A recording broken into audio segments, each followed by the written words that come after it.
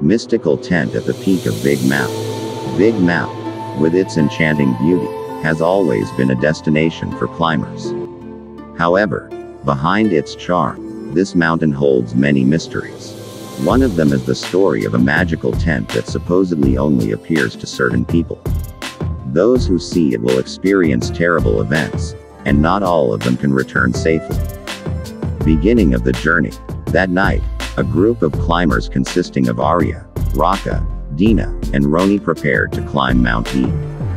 They chose the Seabotas route. The initial plan was to climb leisurely and spend the night at the peak. I've climbed Big Mount many times, but I've never experienced any strange events, said Arya, the experienced climber. Well, I hope not, replied Raka with a chuckle. Dina and Roni, who were climbing a mountain for the first time, only smiled awkwardly. They had heard various mystical stories about Mount E, but tried to ignore them. The climb went smoothly until they reached Suryakenkana, a vast edelweiss field that is famous for its beauty.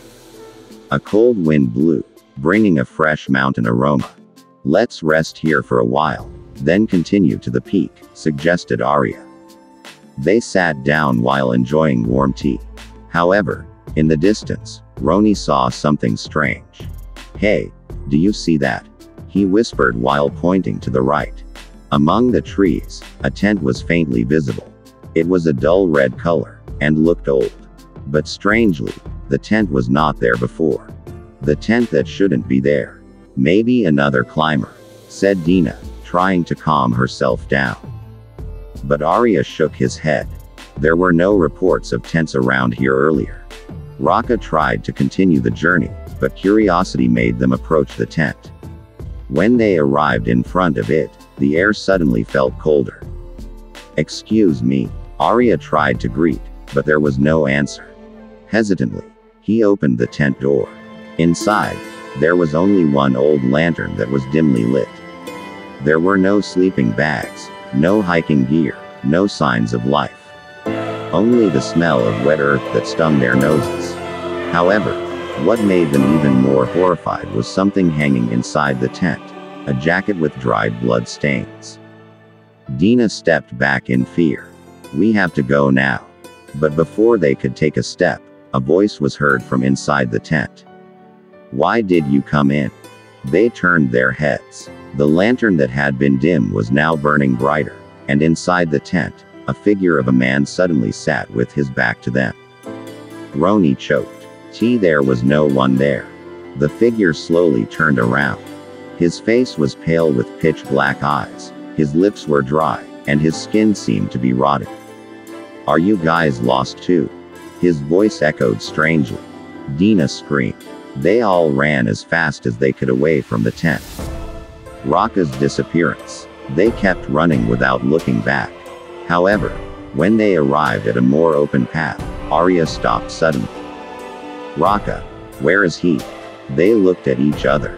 Raka, who had been running with them, was now nowhere to be seen. We have to find him, Arya shouted. With flashlights on, they followed the path back towards the tent. However, when they arrived at the place, the tent was gone. There were no traces, no footprints. It was as if the tent had never existed. Dina started to cry. Raka, maybe he. But before they could think further, a voice was heard behind them. Hey, what are you guys doing there? They turned around and saw an old climber approaching. The man was wearing a thick jacket and carrying a wooden stick. Did you see the red tent? He asked with a serious face. Arya nodded. The man took a deep breath. You shouldn't have approached it.